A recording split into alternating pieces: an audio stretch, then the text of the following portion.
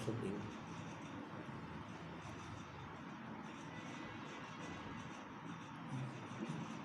हमारा विषय तो बहुत सीमित हो जाता है, नहीं, वो तो आपका विषय बहुत मेरा विराट है, रहता है, वो तो मेरे क्योंकि हाथ हम जो सोचते हैं वो क्षुद्र सोचते हैं। मेरे हाथ से, मेरे हाथ में ये होता है कितना विस्तृत करना है। तो उसमें प्रॉब्लम आ रहा है आप लोगों की, तो मेरे को थोड़ा सुविधा देने को होता है, क्या बोलना चाहिए। अब एक का कल आया था एक प्रॉब्लम बाहर से, और वो इतनी कठिन है कि यूँ समझाना बहुत कठिन है उसको। समझना भी बहुत कठिन, जब समझाना इतना कठिन है तो समझना उससे भी ज़्यादा कठिन है।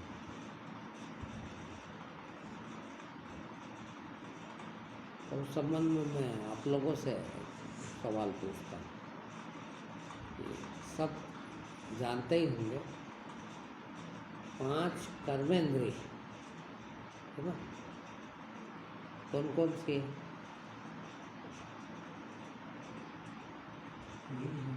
है कर्मेंद्रिय थोड़ी, ज्ञानेंद्रिय नहीं कर्मेंद्रिय बताइए।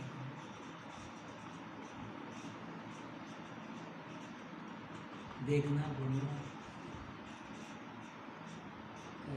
तो कर्मेंद्रिय जो जहाँ तक मुझे मालूम है, मुझे पता जो हस्त पाद उदर, हाँ, हस्तपाद और हस्त पाद उदर गुदा, हाँ, और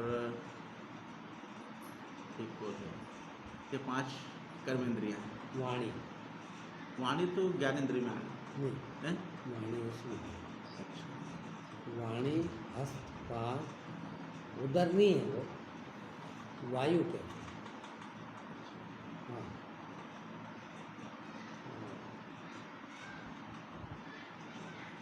उपस्थ जननेन्द्रिय,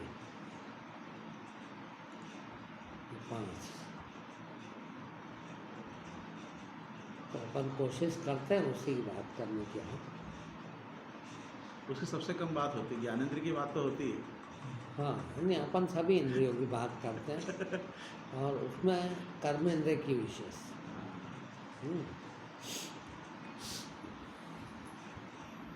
क्या है कि 5 सारा ब्रह्मांड 5 महाभूतों से निर्मित है। हम भी व्यक्तिगत एक भी, और हर जीव इन सब 5 में सब आ गया। पूरे ब्रह्मांड में इन 5 के अलावा कुछ है नहीं। कौन कौन सा? पृथ्वी, जल, आकाश, अग्नि और पृथ्वी, जल, आकाश, अग्नि और वायु, अग्नि और वायु, ये 5 महाभूत कहते हैं। हाँ, इनसे ही सब कुछ बना है। कुछ प्राणी मनुष्य को छोड़ के सारे प्राणी पूरे 5 महाभूत से नहीं बने। कोई 1, कोई 2, कोई 2.5, कोई 2.25, कोई 3, कोई 4, कोई 4.5, कोई 5 सिर्फ मनुष्य। और मनुष्य में भी सब मनुष्य पूरे 5 नहीं है। और 5 होने के नाते ही संपूर्ण 5 इंद्रियां हैं। ज्ञानेंद्रिय, 5 कर्मेंद्रिय भी। अब ये बात अलग है कि कोई 4 के भी रह जाते हैं, बिरले हैं। कोई है। मगर जहाँ पांचों इंद्रियां संपूर्ण रहती है, वहाँ मन बुद्धि अहंकार भी संपूर्ण रहता है। दूसरे जीवों की बुद्धि इतनी नहीं है मनुष्य जैसे, और जब नहीं है तो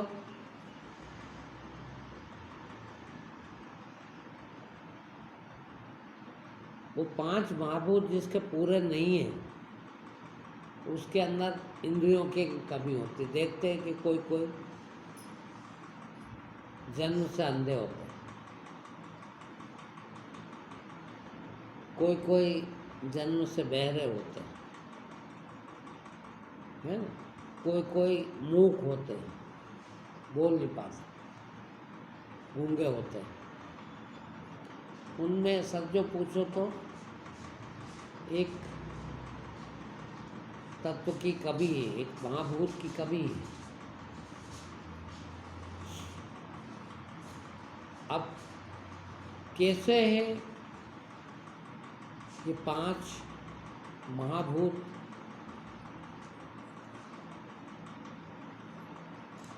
का जोड़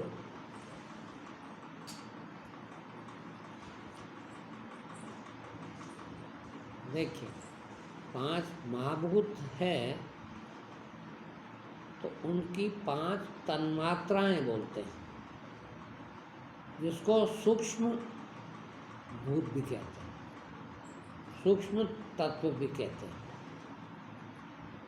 पांच तो ये महाभूत होगा, भौतिक तत्व, और इनकी प्रत्येक की एक एक तन्मात्रा, जैसे पृथ्वी, पांच महाभूत क्या है? पृथ्वी, आकाश, जल, वायु और अग्नि, ये पांच महाभूत हैं, और पांचों की एक एक तन्मात्रा। पृथ्वी की घ्राण, पृथ्वी की तन्मात्रा क्या है? गंध, और गंध चूंकि हमारे अंदर पृथ्वी तत्व है, इसीलिए हमारी नासिका काम करती है, हम गंध ले पाते हैं। जिनमें पृथ्वी तत्व की कमी है या है ही नहीं, यूँ समझिए, या कोई कमी है उसमें, वो लोग सूंघ नहीं पाते, उनको गंध नहीं आती। जो जीव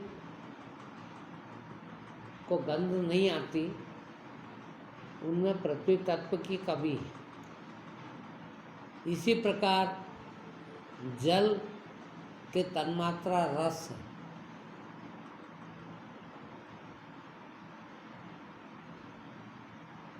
रस यानी हमारी जबान रसना, स्वाद, और स्वाद इसलिए है कि हमारे अंदर जल तत्व है, इसलिए स्वाद आता है। गंध, रस, वायु तत्व है, वायु का तन्मात्रा स्पर्श, जल तत्व होने के, वो वायु तत्व होने के कारण गंध आती है, रस आता है, और क्या है,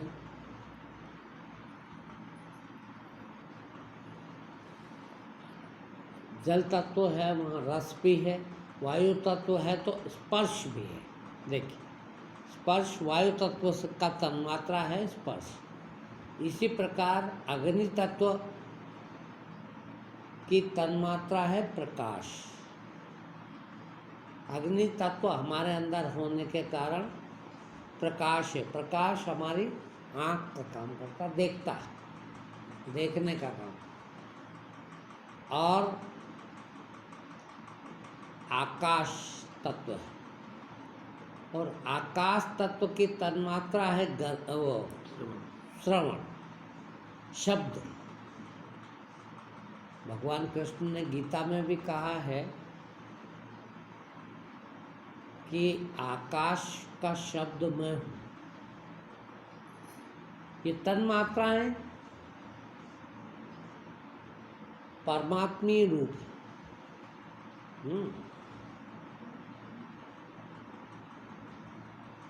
ज्ञानेन्द्रिय स्थूल है,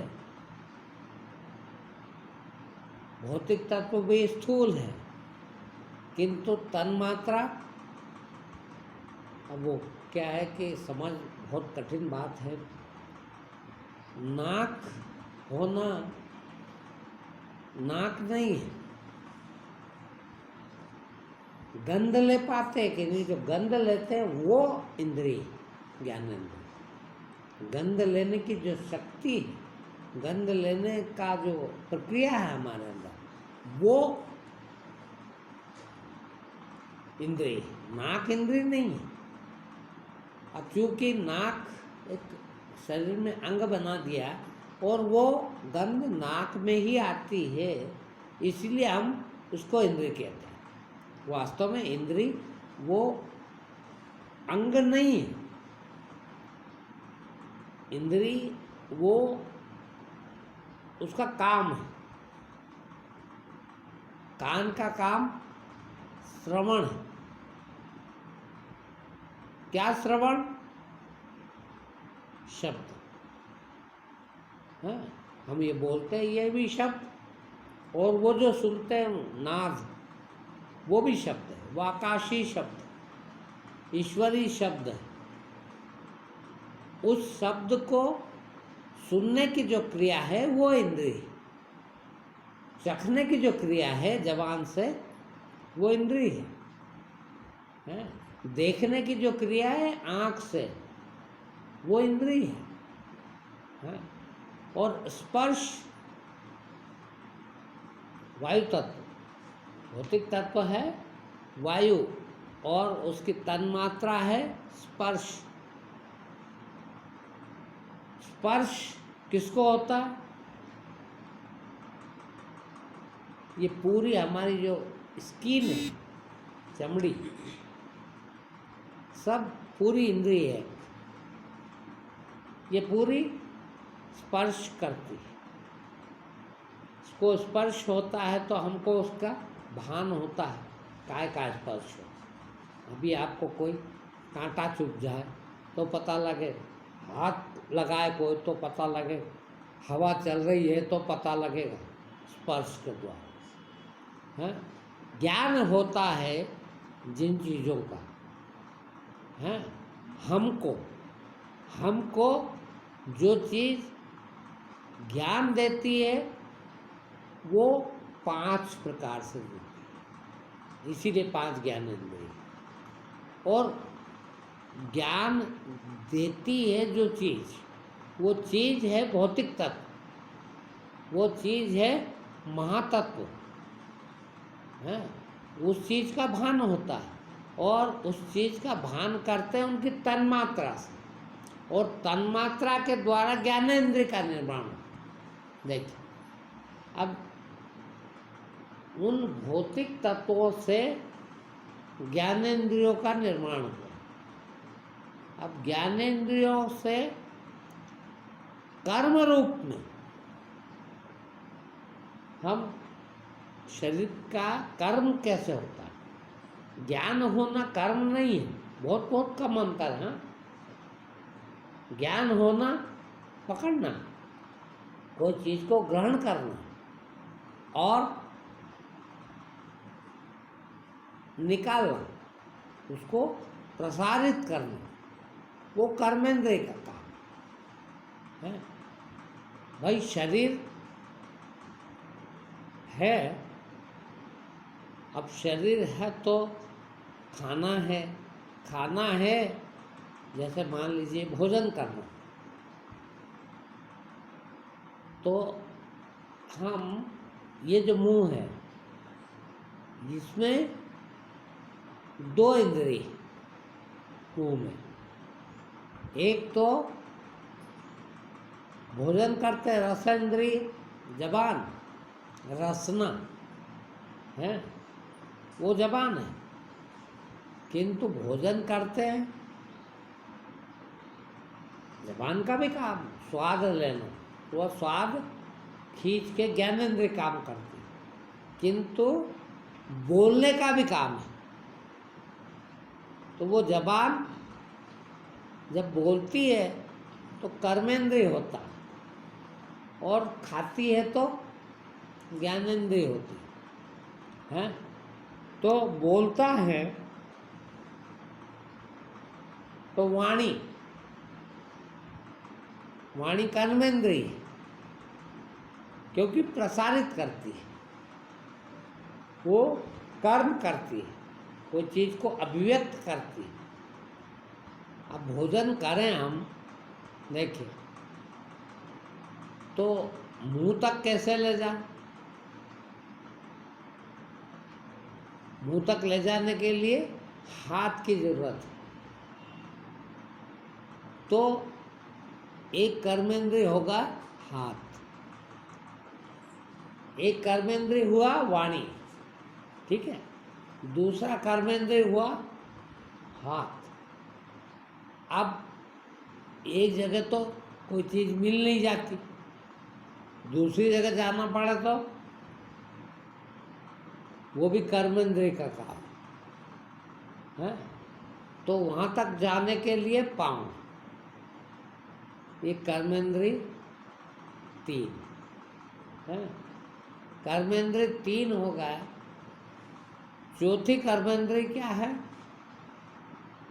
जनेंद्रियाँ, परमात्मा ने 2 जनेंद्रिय दी हैं, 2 नहीं, एक ही है वास्तव में, है 2 रूप में है, 2 छिद्र बना है, वो एक कर्मेंद्रिय चौथे नंबर की। और 5वें नंबर की कर्मेंद्रिय जो है वो वास्तव में दिखती नहीं है कहीं। अब सोचिए आप, हम भोजन करते हैं, कर्मेंद्रिय बहुत मुख्य है, हम ज्ञानेंद्रियों तक की तो बात करते हैं। मेरे ख्याल से किसी भी किताब में, किसी भी शास्त्र में इतना विस्तार वर्णन कर्मेंद्रियों का नहीं दिया, जबकि कितने महत्वपूर्ण है। अब बताइए, जिससे संतानोत्पत्ति होती हो है, और उसके पूर्व काम वासना जैसी चीज मनुष्य में या किसी भी प्राणी में सबसे मुख्य यदि कोई कर्म है, यदि कोई जीवन का महाआनंद कह लीजिए, वो कर्मेंद्रियों से है। यदि जनेंद्रिय परमात्मा ने न बनाई होती तो हम एक विशेष आनंद से वंचित रहते, सभी प्राणी है। उन कर्मेंद्रियों द्वारा ही संतानोत्पत्ति भी होती है। ज्ञानेंद्रियों का कोई रोल नहीं है, किंतु ज्ञानेंद्रिय ही आनंद लेती है, उसके बिना उसका भी आनंद नहीं आता। कर्मेंद्रिय सक्रिय होती है मगर आनंद लेती है ज्ञानेंद्रिय। देखना है भाई, अच्छा देखना चाहते हैं, मजा आता देखना है, अच्छा खाना चाहते हैं, मजा आता है। सेक्स का मजा भी उन जनेंद्रियों से लेते हैं, किंतु आनंद हम लेते हैं। इन सब चीज को भोगने वाला कौन है? भोक्ता कौन है? हम, हमारा आत्मा जिसको कहते हैं। भोक्ता वो है, कर्ता ये है। और संबंध सबका कितना अटूट है देखिए, कि हमको पता ही नहीं लगता, जिंदगी भर करते हैं। अब मैंने आपको ज्ञान कर्मेंद्रिय कितनी बताई? 4 है। 5वीं और विचित्र है। क्या आपने उसको उदर कहा? ठीक है, उदर अब ये बाहर दिखता है पेट, इसको भी उदर कहते हैं। वास्तव में ये उदर नहीं है। उदर यानी जो पाचन क्रिया आपकी, जो भोजन हम करते हैं उसको मुख्य काम क्या है, जब तक ना पचे जब तक वो व्यर्थ है।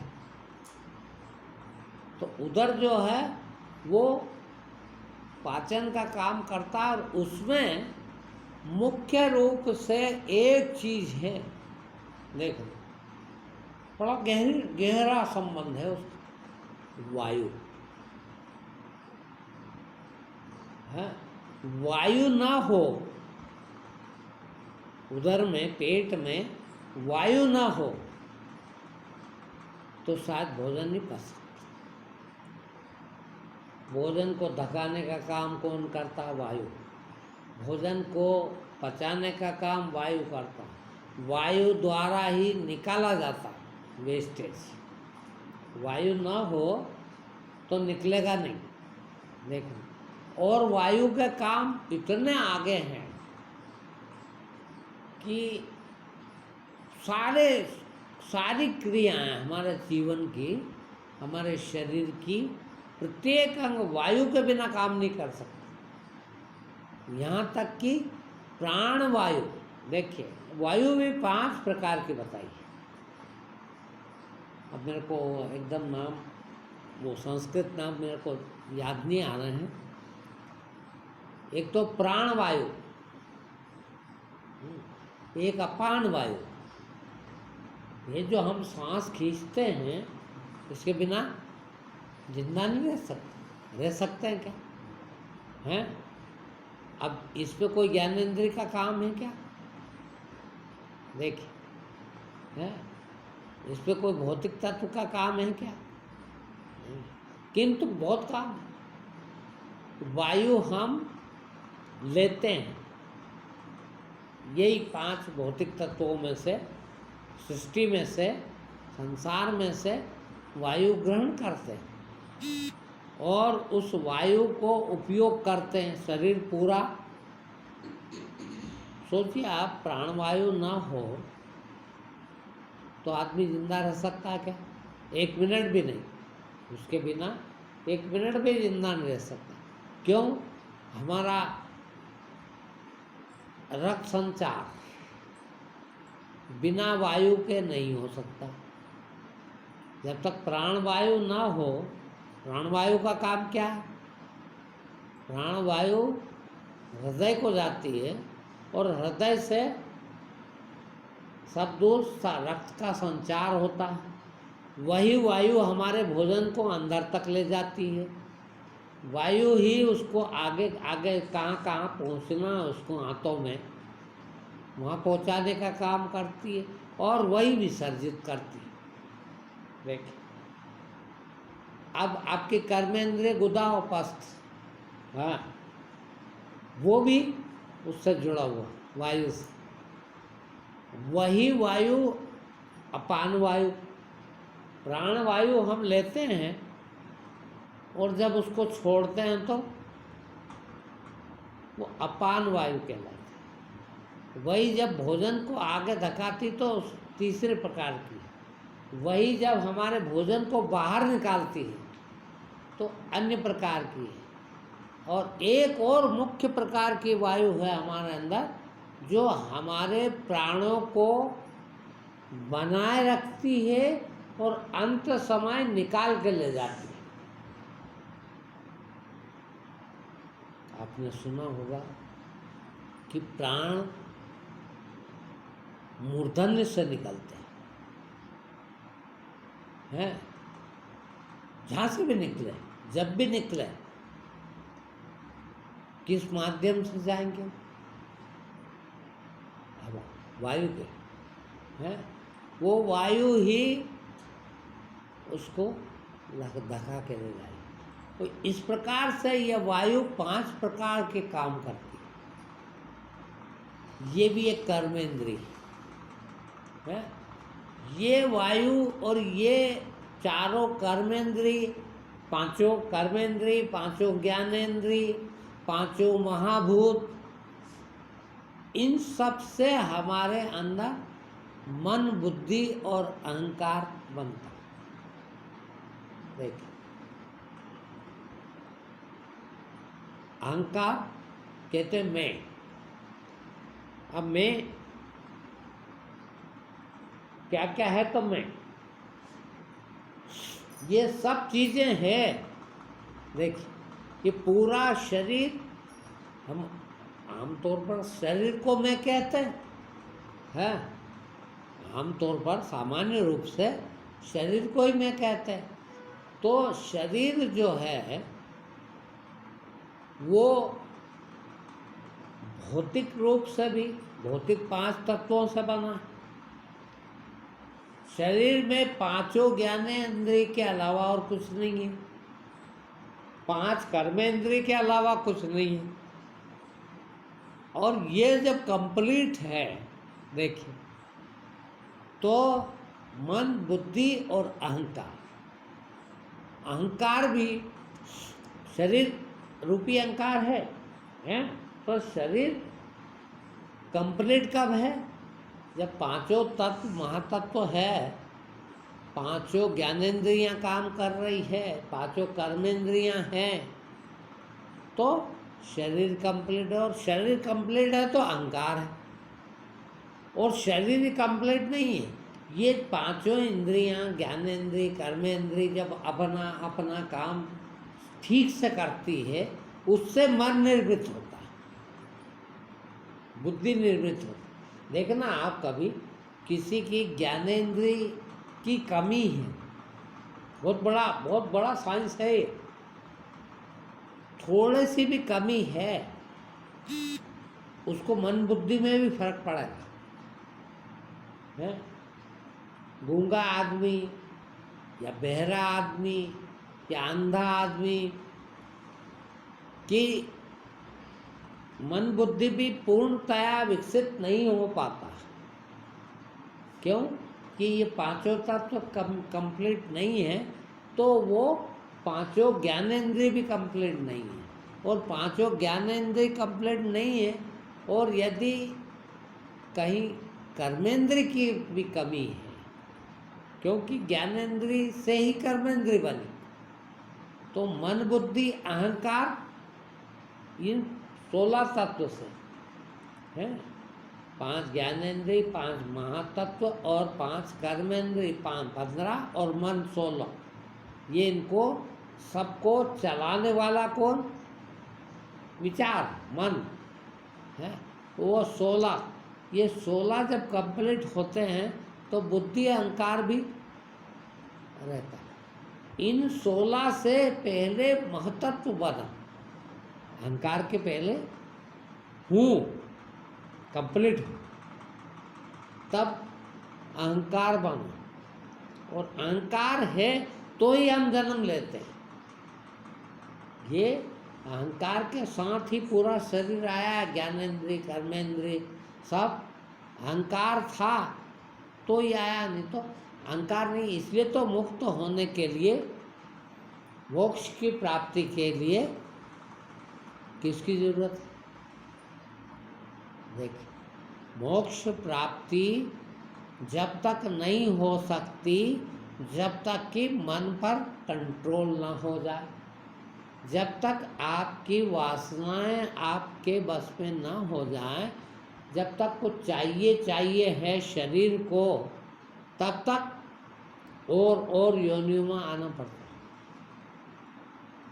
इसी मन से देखना आप, यही मन इन 16 तत्वों से बना, इन 15 ज्ञानेंद्रिय, कर्मेंद्रिय और महातत्व से बना मन।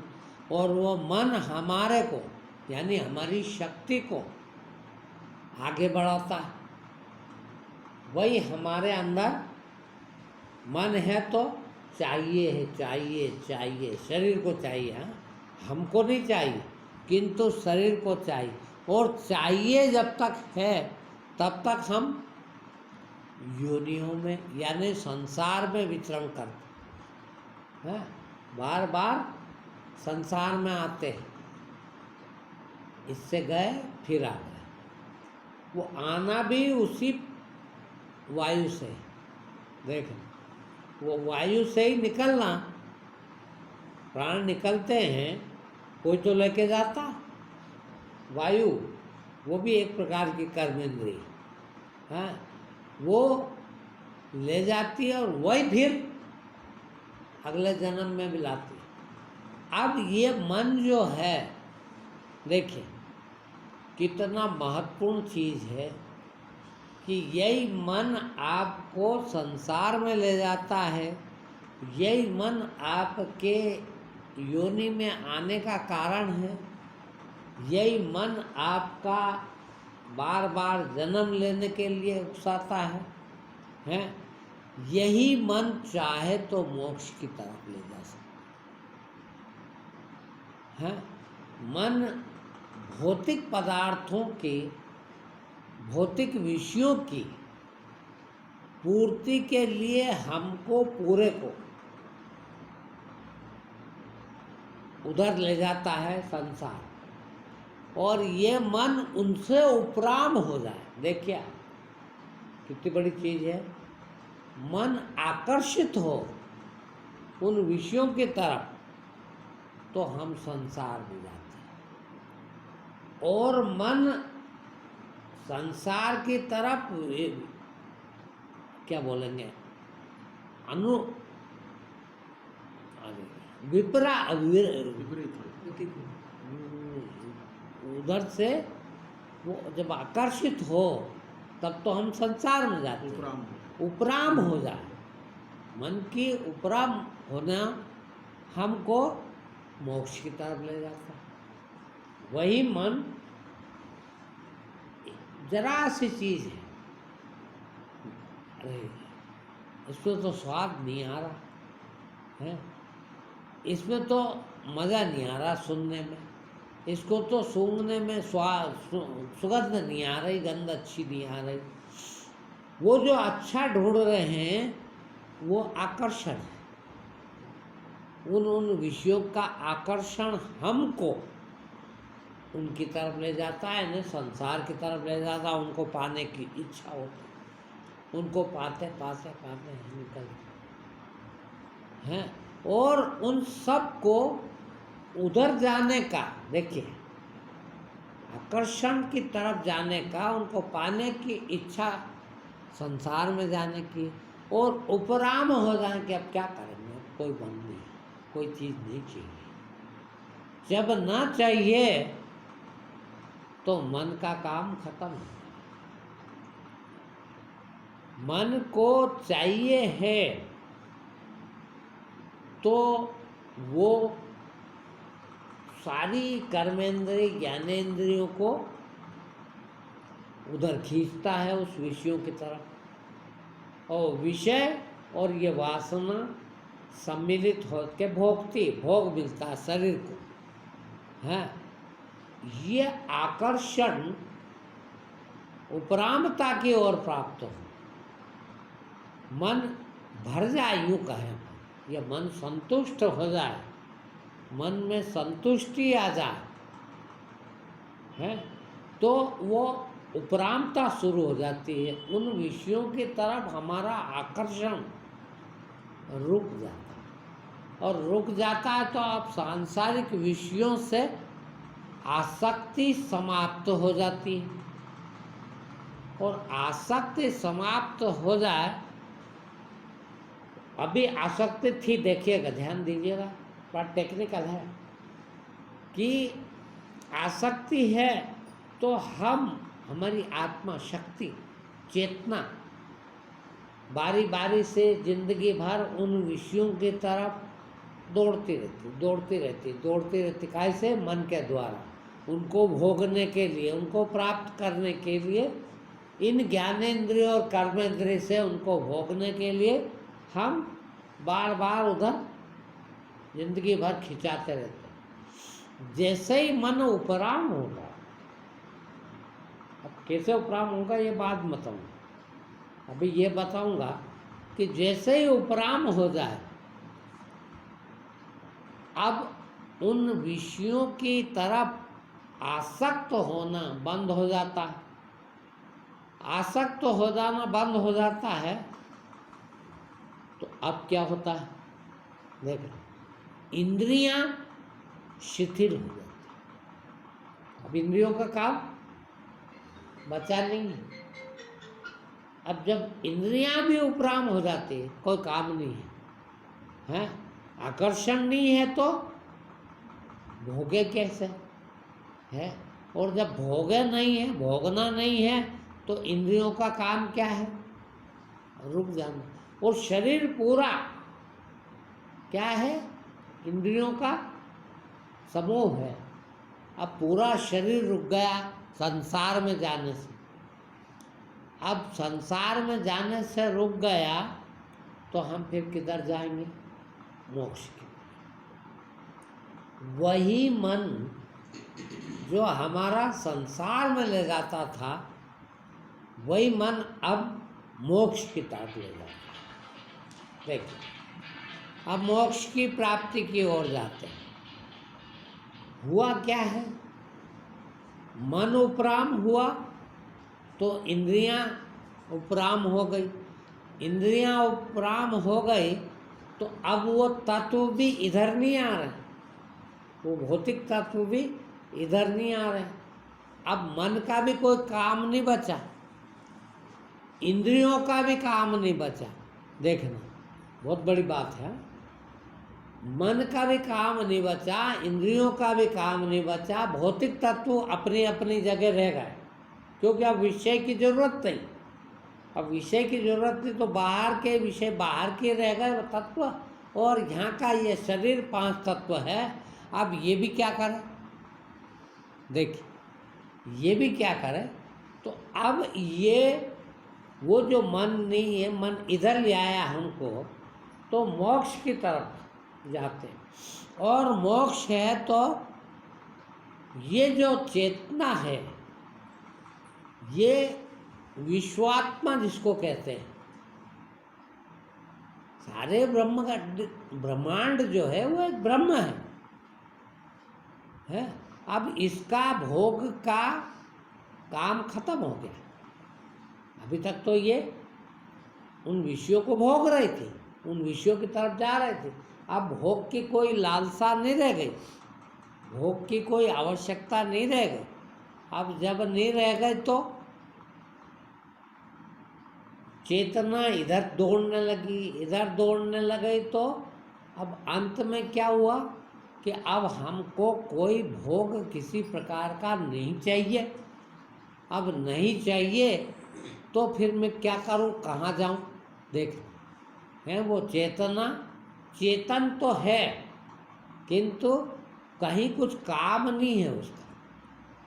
देखिएगा, अभी भी वो चेतना आत्मा कहते हैं, ब्रह्म कह दो, मगर उसका कोई काम नहीं है।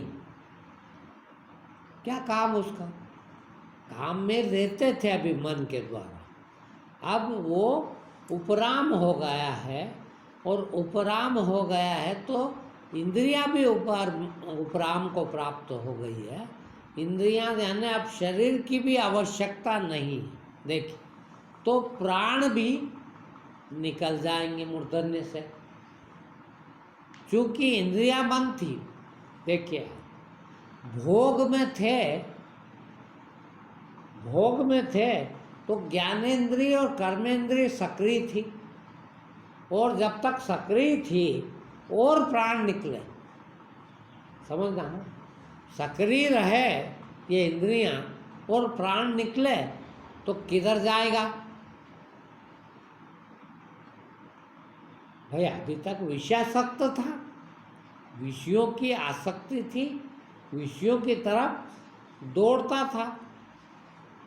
अब चूंकि विषयों से उपराम नहीं हुआ और प्राण जा रहे हैं, तो अब कहाँ जाएंगे?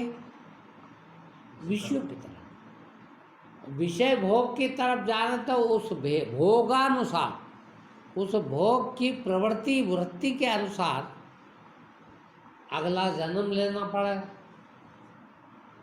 ये अगला जन्म का कारण बन गया। और यदि ये उपराम हो गया, देखिए, मन उपराम हो गया, तो तो विषय शक्ति नहीं है, विषयों की तरफ प्राण को, हमको, चेतना को नहीं खींच रहा, नहीं ले जा रहा, तो वो उपराम हो गए। उपराम हो गए तो संसार में नहीं जा रहे हैं, भौतिक तत्वों की तरफ नहीं जा रहे हैं आप। जिससे जाते थे वो भी बंद हो गई इंद्रियां। तो फिर ये विश्वात्मा में ब्रह्मलीन हो गए, ब्रह्म में चले गए, मोक्ष की प्राप्ति हो। यही यदि उधर जाए तत्वों की तरफ, महातत्वों की तरफ, विषयों की तरफ, जीते जी विषयासक्त थे तो संसार में जाएंगे, अगली योनि में जाएंगे। यदि जीते जी ही उपरामता को प्राप्त हो गए तो इंद्रियां बंद हो गई। इंद्रियां बंद हो गई तो अब प्राण किधर जाएंगे? उधर कोशालय में, उधर ब्रह्म में सम्मिलित हो जाएंगे, ब्रह्मलीन हो गए। अब योनि में नहीं जाएंगे, इसी का नाम मोक्ष है। अब क्या कहेंगे? मोक्ष को प्राप्त हो गए। क्योंकि हमारी आत्मा को, प्राण को अब भौतिक तत्वों की आवश्यकता नहीं रही, इसलिए उधर नहीं जा रहे हैं। अब इन भौतिक तत्वों की भी आवश्यकता नहीं। देखिए, तो इससे निकल के ब्रह्मलीन हो गए प्राण, है ब्रह्मलीन हो गई आत्मा। तो ये पंच तत्व का जो पिंजड़ा बना हुआ, ये भी धीरे धीरे इन पांचों तत्वों में विलीन हो जाएगा। जल में जल मिल जाएगा, आकाश में आकाश, पृथ्वी पृथ्वी में मिल जाएगी, अग्नि अग्नि में मिल जाएगी। ये पांचों तत्व उसमें मिल जाएंगे। और अब हम वो ब्रह्म रूप रहेगा, जीव रूप नहीं रहे। देखिए, जीव रूप इधर जा रहे थे तो हम संकुचित थे, छोटे से थे, हम बंधे बंधाए थे, लिमिट में थे कि मैं अहंकार में, उस अहंकार में जीते थे कि मेरे को यह चाहिए, मेरी अपनी व्यक्तिगत थी इंद्रियां, व्यक्तिगत भोग, वो सब खत्म हो गए। वो सब खत्म हो गए तो मैं ब्रह्म बन गया। ब्रह्म बन गया, जीवपना समाप्त हो गया, समाप्त हो गया। इसका नाम है मोक्ष। ये मोक्ष को प्राप्त हुए। ठीक है। अब मेरे ख्याल से मैंने बहुत संक्षिप्त एक एक का विश्लेषण न करके, ये जो हम पैदा होते हैं, जीवित रहते हैं, संसार भोगते हैं, पैदा होने से भोगने तक और मोक्ष की प्राप्ति तक की यात्रा पूरा इस प्रवचन में सुना है। ठीक। अब हम इसमें उसकी विधि भी आ गई। अब मेरे को थोड़ा सा ये बताना है कि वो जो बीच में मैंने कहा आपको कि उन विषयों की तरफ मन हमारी इंद्रियों को आसक्त करता है उनको भोगने के लिए, है। और भोग की तरफ जाएं तो संसार, फिर योनि में जाएंगे, बार बार जन्म होगा। यदि उपरमित हो गए, उनसे उपराम को प्राप्त हो गए तो मोक्ष की तरफ जाएंगे। अब इस बीच एक चीज रह गई कि ये जो क्रिया है वो उनको उपराम की तरफ को ले जाए, मन को उन भोगों से, उन विषयों से उपराम की तरफ कैसे ले जाए।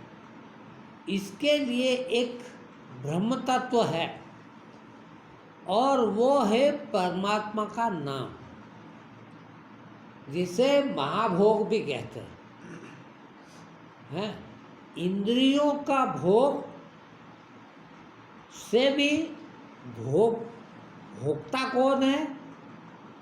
वही प्राण, वही ब्रह्म, वही चेतना, मन के द्वारा, इंद्रियों के द्वारा विषयों को भोगती है। अब भोगती है तो उपराम हो तो मोक्ष की तरफ जाए। अब जब उपराम हो तो मोक्ष की तरफ जाए तो वो उपराम कैसे हो जाए? एक प्रश्न उठता है कि भाई उसके बिना मोक्ष की तरफ नहीं जा पाएंगे। तो वो उपराम होने की क्रिया, उनसे दिल भर जाने की क्रिया, उनके प्रति आसक्ति समाप्त होना कैसे हो?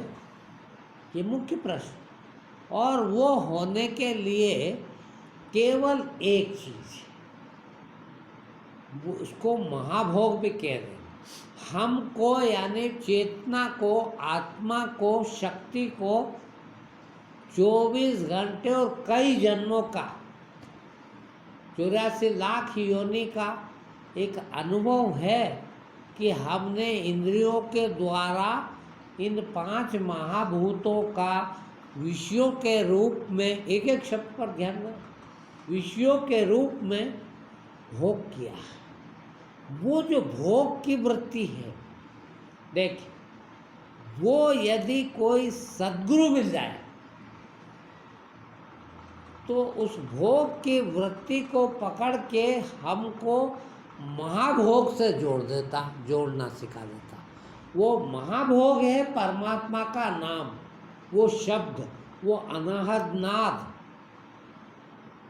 जिससे आपको सबको अनुभव है कि जिस प्रकार से इंद्रियां उन विषयों के प्रति आसक्त होती है, दौड़ती है कि ये खा लूँ तो मज़ा आएगा, ये देख लूँ तो मज़ा आएगा, ये सुन लूँ तो मज़ा आएगा, वैसे ही वो महाभोग का जब हम उपयोग करते हैं, जब उससे जुड़ जाते हैं तो उसमें इन सब चीज़ों का मज़ा आता है। ये स्थूल भोग है, छोटे छोटे भोग है, बटे हुए भोग है। वो एक ही भोग ऐसा है कि इन सब भोगों का महा आनंद देता है, ज़्यादा अच्छा लगता है, ज़्यादा स्वादिष्ट लगता है, ज़्यादा तवज्जो देता है। तो उस महाभोग से जुड़ने से धीरे धीरे जैसे जैसे भी हम उस महाभोग को चखेंगे, भोग करेंगे, उसको मज़ा लेंगे, आनंद लेंगे, उस आनंद के सामने ये जो विषय भोग थे विभिन्न प्रकार के, ये तृप्त होते दिखते हैं, ये तृप्त होते जाते हैं। वो जितना जितना बढ़ता है उतने उतना इनसे हम उपराम होने लगते हैं विषय भोगों। तो वो जब बढ़ता है उसका काम सिर्फ यही है कि हमको विषय भोग से आत्मभोग की तरफ ले जाए, विषय भोग से निवृत्ति दिलाए, उपराम करवाए।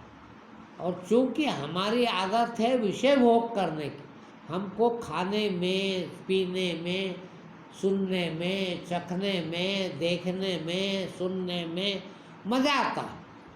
वो मज़ा जब उस महाभोग में आने लगता है तो हम धीरे धीरे धीरे धीरे धीरे धीरे उन विषयों से उपराम हो जाते हैं। और जैसे जैसे उपराम होने लगते हैं वैसे वैसे हमारी इंद्रियां भी आराम करने लगती है, संकुचित होने लगती है, काम बंद करने लगती है। और ये काम बंद करना ही हमारा निवृत्ति है। इंद्रियों से भी निवृत्त होगा, विषय भोग से भी निवृत्त होगा, और इन सब से निवृत्ति होना ही हमारा मोक्ष को प्राप्त हो जाए। कि अब हमको इंद्रिय की जरूरत नहीं है, यानी शरीर की जरूरत नहीं। अब शरीर की जरूरत नहीं है तो फिर अंत में हम मोक्ष उसको कहते हैं कि शरीर भी छोड़ देते हैं। अब क्या करें शरीर, तो शरीर को छोड़ देते हैं। और छोड़ने के बाद चूँकि हमको अब विषय भोग नहीं बचे तो हमें वापस आने का कोई कारण नहीं है। इसीलिए अब हम योनि भी नहीं ढूंढते, दूसरी माँ भी नहीं ढूंढते, दूसरी योनि में दूसरा जन्म भी नहीं होता, तो हम मोक्ष को प्राप्त हो जाते। ठीक, आज इतना।